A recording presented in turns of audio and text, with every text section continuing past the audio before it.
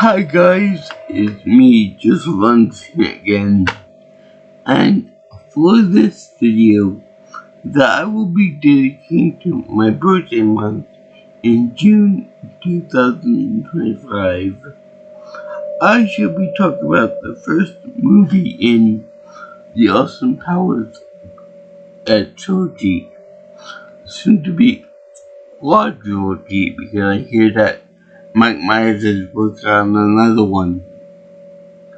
So it's gonna be pretty awesome. I think it'll be funny, maybe a little dated, but it'll be funny. But I love this movie. I love this whole franchise. So I will be discussing the Austin Powers International Man of Mystery first, a spoof on the James Bond movies, in particular Blofeld and Goldfinger.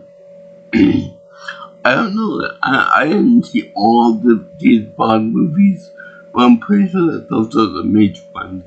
There might be other references here and there to other movies, as well as inspiration for Mike Myers, one of Mike Myers' bombs, Love Guru.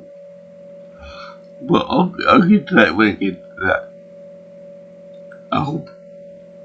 Anyway, before I talk about this movie, which, again, it's my birthday month, but we might as well chuck it up to Father's Day too, because both my father and I love this movie. We love all the movies, and we can't wait to see number 4 comes out, when number 4 comes out. But let me just talk about a little bit about the DVDs a little bit, because I hate the DVDs. Because look, it's one of those double-sided DVD monstrosities again. And yes, when I put this into my DVD player, I made the mistake of putting the wrong DVD in, on top. So I had to switch it out. A little bit of annoyance, but still, it was enough of an annoyance. Why can't you do something like you did with Porky and Revenge of the Nerds? In that they have with separate CDs. There are only 3 movies in here. They could work. You could make it a little bit bigger, but what you gonna do, right? So like I said, this movie is pretty much a spoof of the whole James Bond franchise up to this point. And my friend Thomas from my first years was very adamant in saying that this movie came first, and that James Bond was the parody of this one. This one was more serious. I'm Cleopatra. So yeah, this isn't meant to be taken seriously, guys. I mean, Dr. Evil is a parody of Trump, before he became an all-powerful president god, whatever you could call him. And he's also a combination of Elon Musk with Trump later on in the film when they talk about space. And yeah, Mike Myers is pretty much a parody of Bond and all of his forms. And I think Michael York, which plays Battle Expedition, is more or less like the Q of James Bond, in which gives him all the gadgets, all of the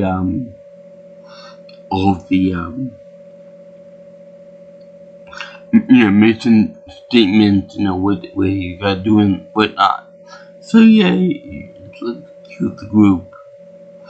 And also, his mother, Basil Expedition's mother, kind of reminded me of my own grandmother, the one that also tried to assault and tried to rip off their hair and the mask for it. But yeah, this is also a character who's very, very British. I mean, not in the features that he has, but he's very British as far as how should I put this yeah, he always wears a British flag. He's got British cars. He's got British clothing. He's got everything to do with the Britannia stuff. You know, the Union Jack, all the other stuff.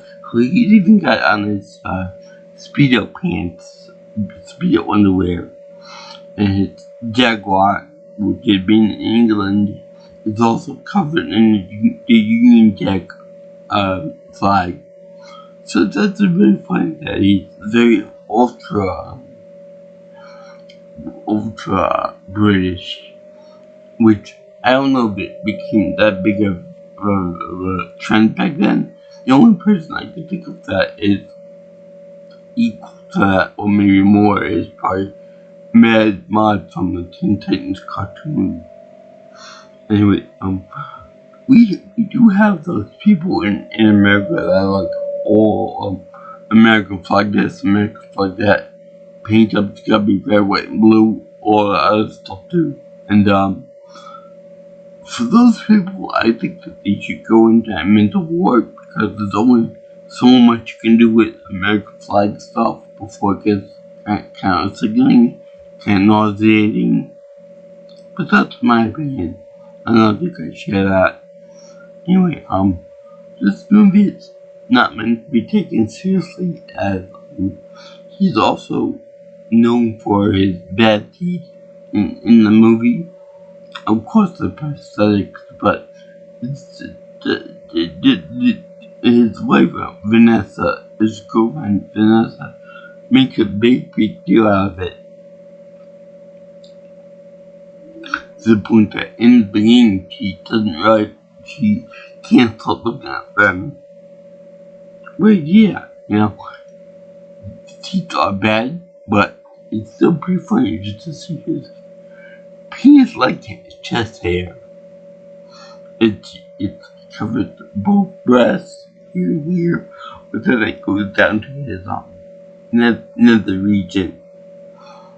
And this is very funny in this movie. In the parodies that James Bond, like for example, there's one character in the movie called a lot of vagina, which is an obvious parody of the girl from one of the Bond movies. I forgot which one it was now, but her name was Pussy Galore. Something that I refer to my cat as at certain points in her life. And also, for example, speaking of my cat, there's a cat in there that resembles the cat Blofeld had in his movie, in which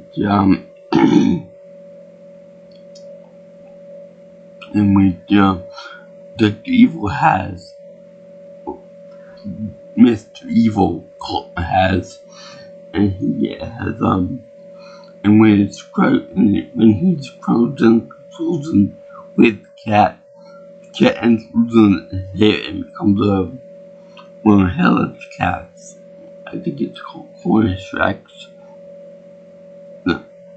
And he even said that petting Mr. Bickle was work now. It's like petting a wet ass.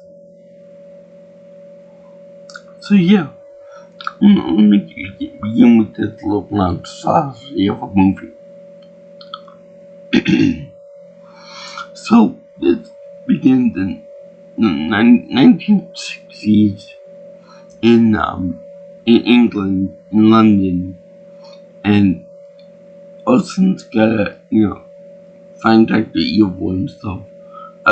Kind of almost like a Mission Impossible style thing, where he's gotta fight evil and stuff like that. But Dr. Evil always manages to get away by the skin of his teeth. and he employs like a bunch of assassins to kill Austin Powers. And he's with Mr. Killington. I forgot her first name, but Mimi Rogers from Lost in Space is in there, and she helps him out in a very sexy cat suit, which only be mirrored later on by Vanessa, who also uses a cat suit in a similar fashion. That'd be Elizabeth Hurley's character, and wow, they're very attractive. Even today, she's very attractive. Like 20 years later, beyond this movie.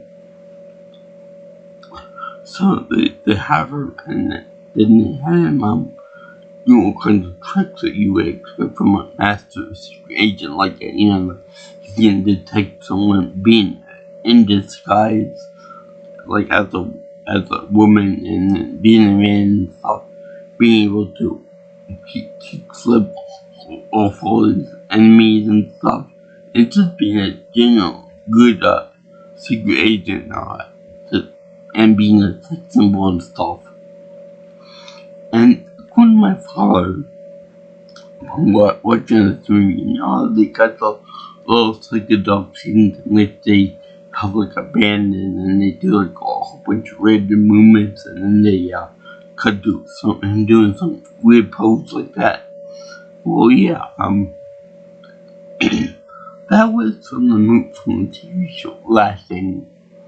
I never saw it myself, but I'll take its word for that. So anyway, they do that, and Dr. Evil wants to freeze himself for 30 years to come back in the future when Austin Powers is supposedly old and can't get up anymore and wreak havoc on him and stuff like that. So it's like a really stupid idea, but go ahead. Anyway, you'll see very quickly that Dr. Evil is very incompetent and a stupid master villain, much like Trump is, but that's beside the point. This guy's meant to be a clown show, but I think that Trump is genuinely trying to be taken seriously.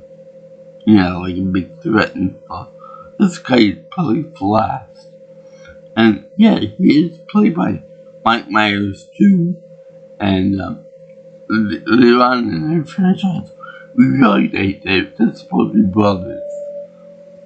And the father is played by Michael Caine. I like the name Michael Caine.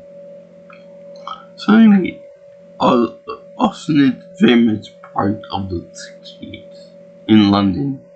He's a sex symbol.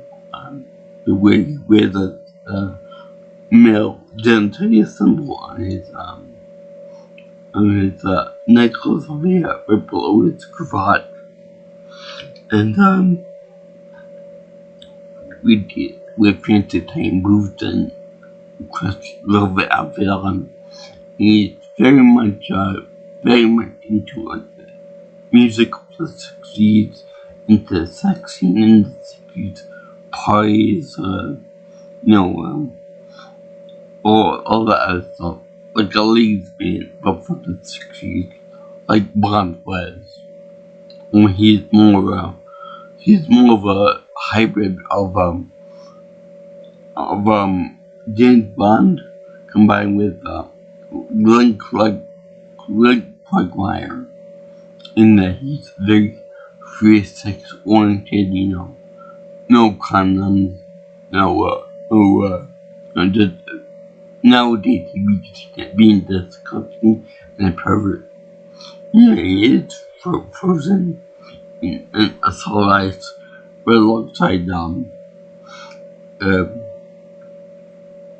vanilla ice, kind of funny there, and I forgot who else is in there, but yeah, they should have done like a Walt Disney commercial at the joke, and they have they haven't been on board and then taken an usually long piss, which, you know what, yeah, they draw that out way too long, and they have,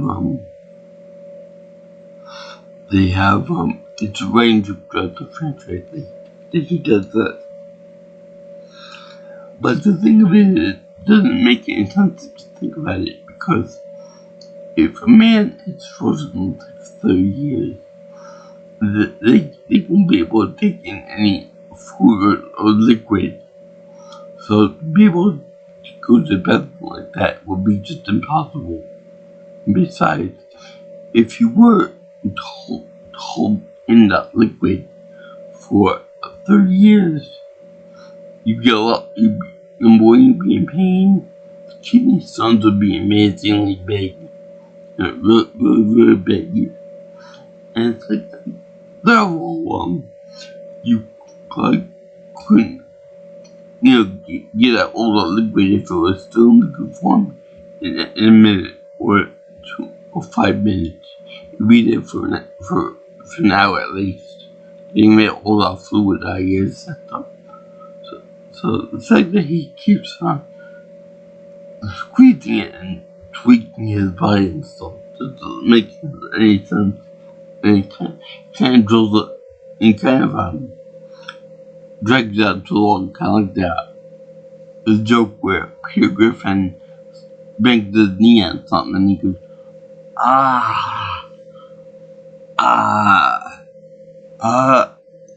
it's kind of like that.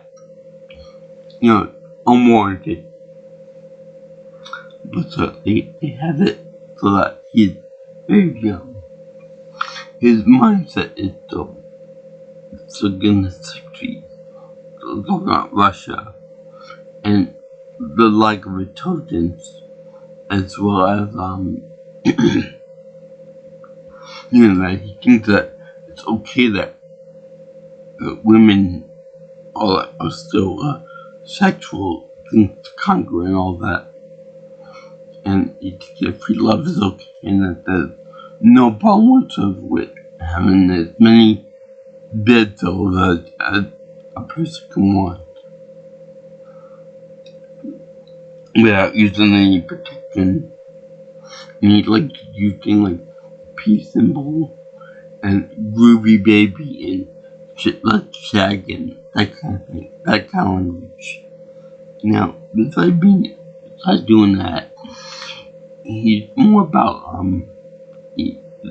like you said, he's very in the old times, and he tried to think of,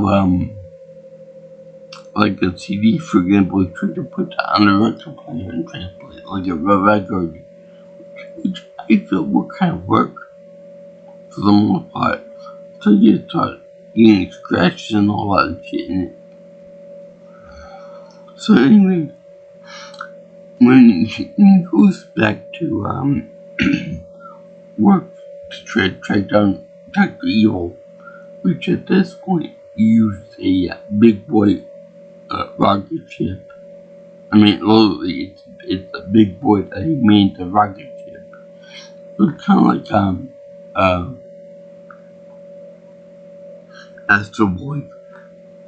Yeah, Astro Boy. So he did that. And then, yeah, he tried to get in touch with his old crewmates at the International Spy Agency, MI6, or whatever the equivalent is, and it's fun. Now you would think that her old partner, Mr. Kennington, would want to keep in touch with him, but no, she doesn't want to bother with that. Because it's been too long. I would think that after 30 years, you would love to be able to communicate with your old partner, because he was so loyal and so defensive, and they probably saved each other's lives on multiple occasions. I'm Dr. Evil in his sagas. So, that was a missed opportunity. Like, hey, how you been? Oh, I've been frozen solid. Well, last night I had kids. And when you know he falls in love with Vanessa, his wife and daughter of the partner. Now, I think this is kind of weird. Like, not really pedophilia weird, but like, it's very awkward being that,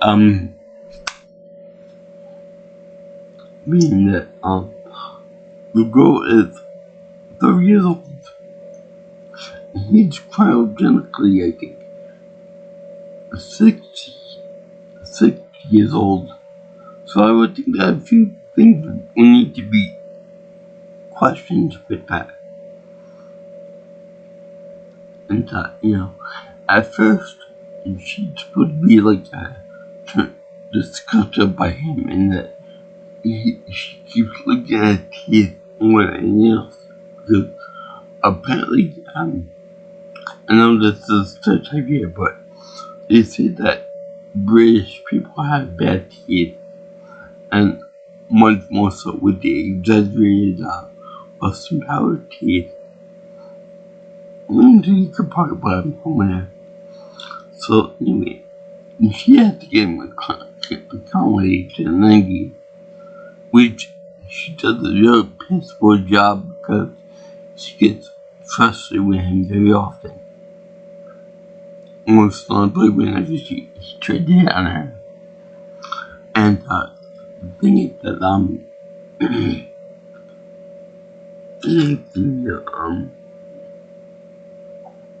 what was I gonna say?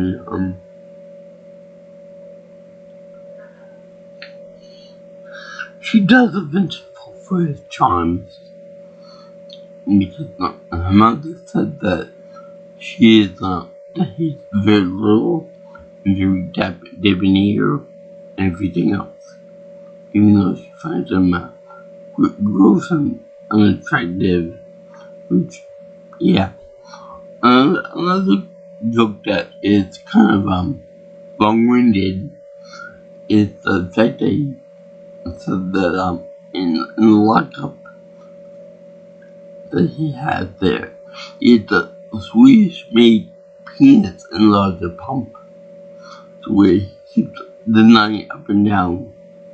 Well, yeah, it was proven to be his.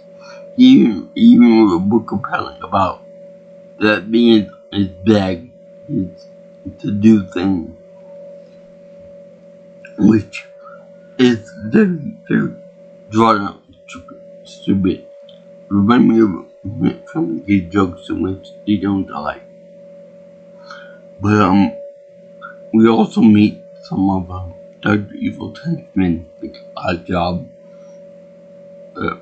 Random Task, which is basically Oddjob, recreating the Japanese man that can throw his hat and kill people with the brim of the hat. But in this one, it's a shoot, he's an expert martial artist or something like that. So, they did Frau Bristner, which my father and I like to go around, that's Melania. And she's very shrill with the voice. For example, she'll say, "Send in the cards." Okay, that's the type of voice. And that's a big fight because nobody expects it from her. And well, but always expects her to be nice and calm. No one expects her to do that at random points. And it's because even Dr. Eve. So anyway, he holds the world ransom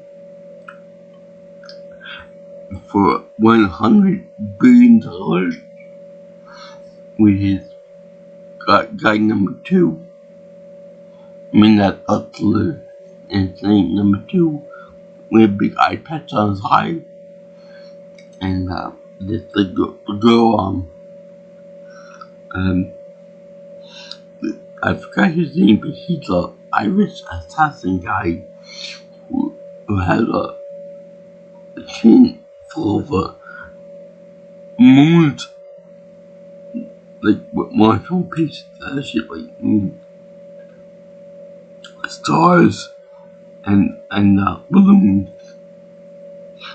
And it's funny because he always said that whenever he kills a victim, he always puts a charm on top of the body to remind him that was him. So he says, "Oh boy, the Scotland Yards always loved my lucky charms." And then everyone in the place starts cracking up. He says, why did everyone crack up whenever I say that? Well, maybe you should look up, what that means. What lucky charms means, and why everyone is so nuts whenever you say it like that. And he actually does get the job on Austin Powers in the bathroom, and Tom Arnold plays a character who's like a cameo character who's like talking about talking to Austin while he take a dump. Now, this might be rude and disgusting to some people, but I've actually encountered somebody that did that to me once. I was in the bathroom and I saw somewhere, and my dad went to check up on me. He said, "How you doing, buddy?" So someone else said, "I'm doing good." It's like, why would anyone but me respond to that? I want to go with expect a little something from my father. But anyway, you're like a guy tried to choke him out with his chain. He's really huffing it. He's very struggling with it. He's breathing heavy and stuff. Who does number 2 work for? Who does number 2 work for? And Tom Arnold is sort of like, you should that her way. Who's boss? It's kind of gross, but kind of funny at this time. So eventually he wins it out, and the guy even said, "What the hell did you eat, boy?" So that's actually pretty funny. And then they also have Dr. Evil having a biological son, Scott, but that's green. And he's really funny because he's like, "Go to hell, father. You abandoned me for 30 years. Go to hell. I don't give a shit about your family business." And they go to therapy with each other. And so the guy said that everyone in the group, "What's gonna happen to me? What's gonna happen to you? Who's gonna take over the world when I die?" And they think it's also kind of metaphor or something. But the question is, what is gonna happen if Dr. Evil takes over the planet and he dies? Who's gonna take over the planet? That's like funny. And then he's like, "Well, we made a big breakthrough in therapy. So, don't care. Shoot the little shit." When Austin takes him as a hostage, shoot the hostage. So it's real funny, especially when Austin Powers tried to infiltrate Evil's lair and take out number 2 and all the other people. And it's real funny whenever he does the steamroller death, when he takes over steamroller from Dr. Evil's lair, and then he's like, the guard's like, "Stop!" Meanwhile, it's gone for like 5 minutes because the steamroller can only go like 1 mile an hour. So like, "Stop!" And gets over slowly by, even though he could easily walk away from it. And then there's the aspect of the Love Guru inspiration.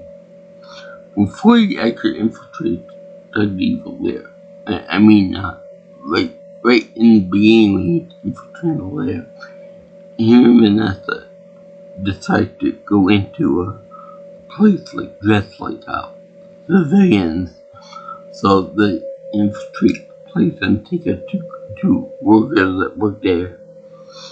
Even though the costumes don't really fit them, because the woman's like extra large and the guy is extra tall. So anyway, Vanessa just like a cowgirl, and Austin just as a young love guru before the movie tanked.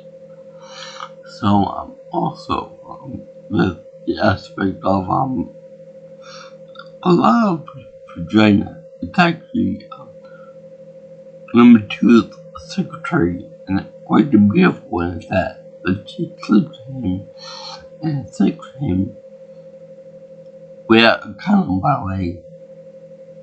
And Vanessa doesn't like that very much. So she says, don't talk to me. I want to talk to you tonight. You had sex with that woman.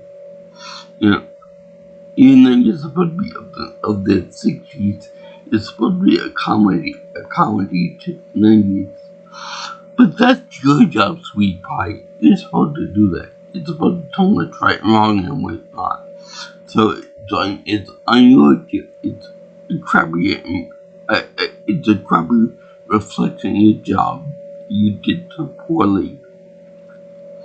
So anyway, she later forgives him and then they infiltrate Dr. Evil Lair, but not before Miss Vagina ends up getting information on him, on Austin, because she's very destructive as well.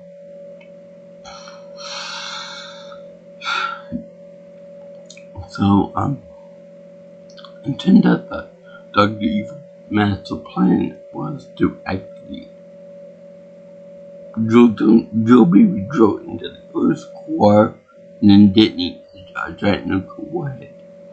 And the costume he puts on looked a lot like something that Elon Musk would wear to space. And the whole, the drill looks like a skin cone or a big penis. And it's apparently fast because it drilled into the Earth's core faster than the Ken Zero core maybe. And right at the last second, Austin aborts the mission and everything's okay. And yeah, he does get quite a little review of Vanessa as she climbs up the safety ladder. Yeah, well, he just looks like the evil himself, the final boss. So, let's see, more Dr. Evil than comprehends. And then he gets away from it, and then he goes up in his space again. So, 3 months later, we find out that Austin did marry Vanessa, and they're on the honeymoon. And it's funny because they do gag show nudity, but then they show like a balloon instead or a pair of melons. It's like they did in the beginning of the movie too.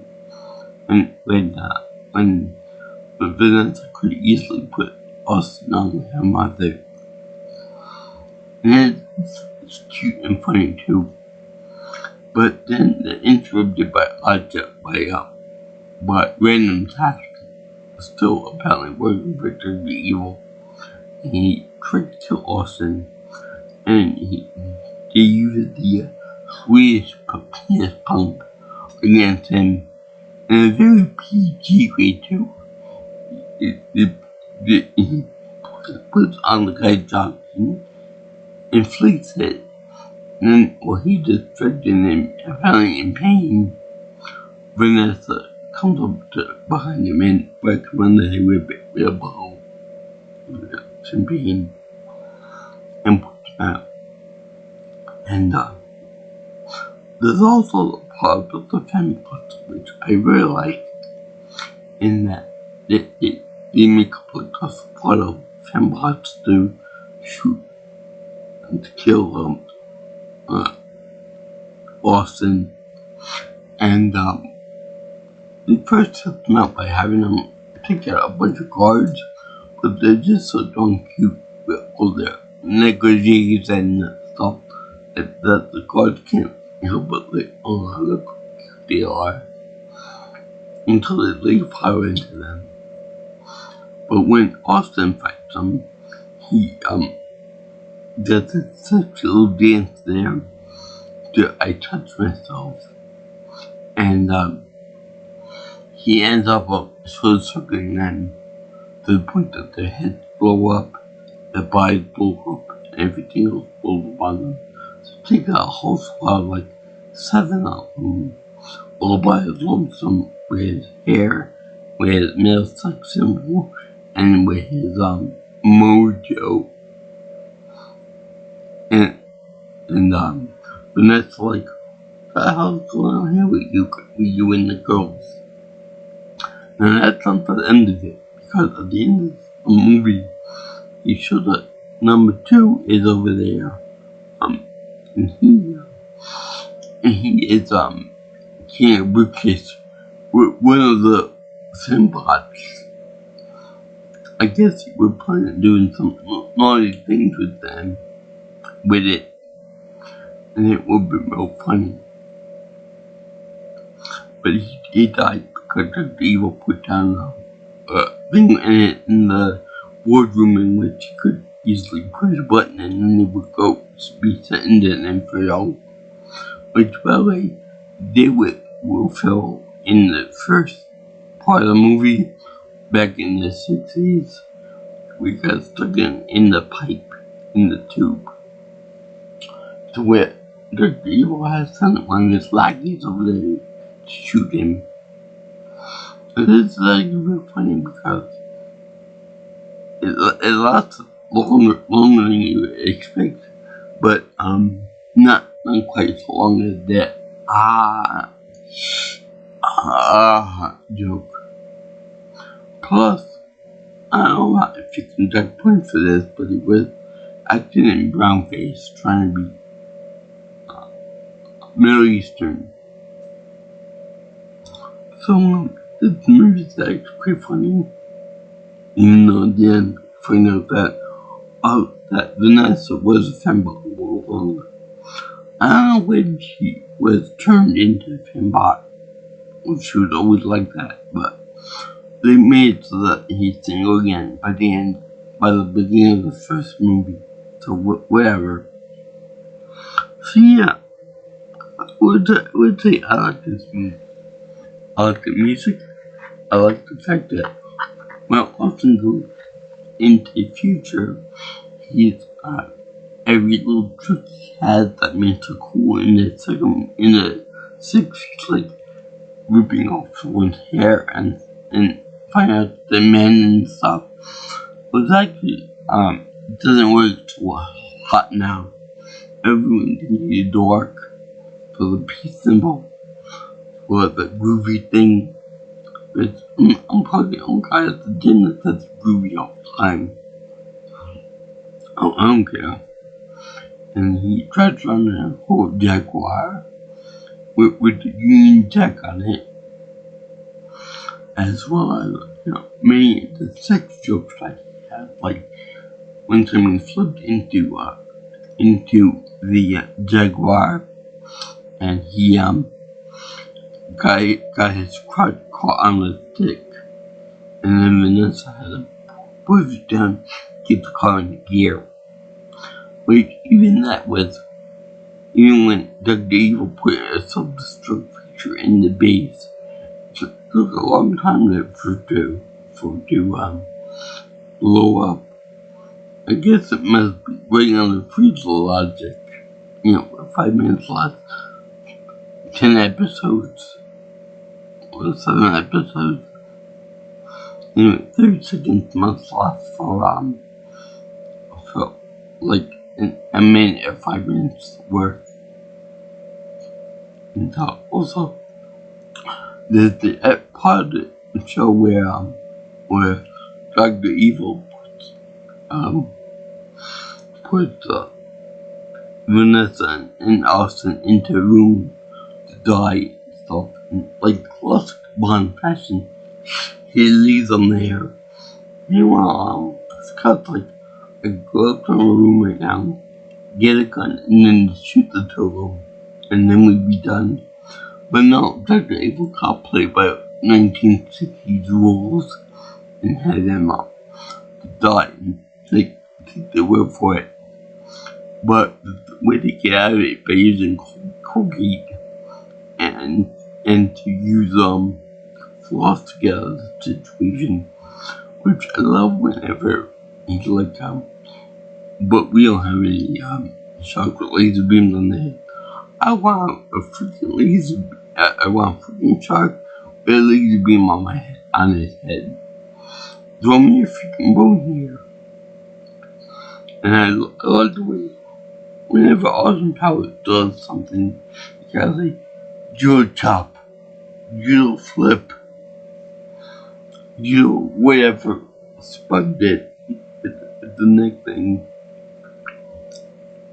So yeah, this is a pretty funny movie if you understand all the references.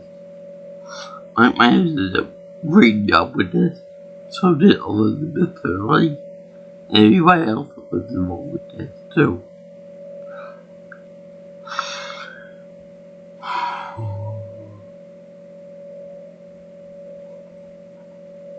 So, I thank you for watching my video on Austin Powers International Man and Mystery.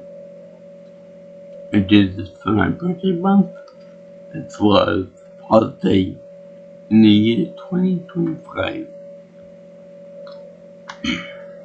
I did this movie as well as the others in trilogy. It's gonna be called Trilogy. Happy face, seal of approval. Because it's awesome for the music, for the visuals, the gags, and the parody.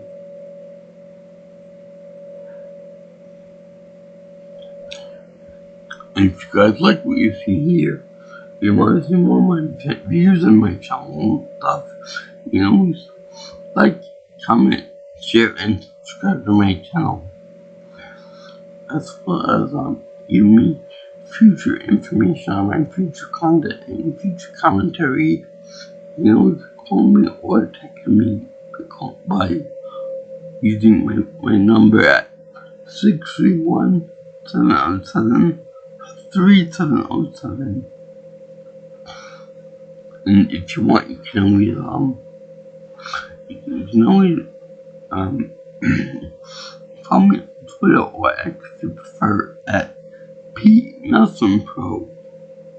Also, you can get my email at jjsviewingchannel@gmail.com. So, I salute Mike Myers. I salute everyone that likes comedy and parodies and British culture. I feel like you could easily parody click on somewhere in there. Yeah, I feel like you can do it. You can do it easily. And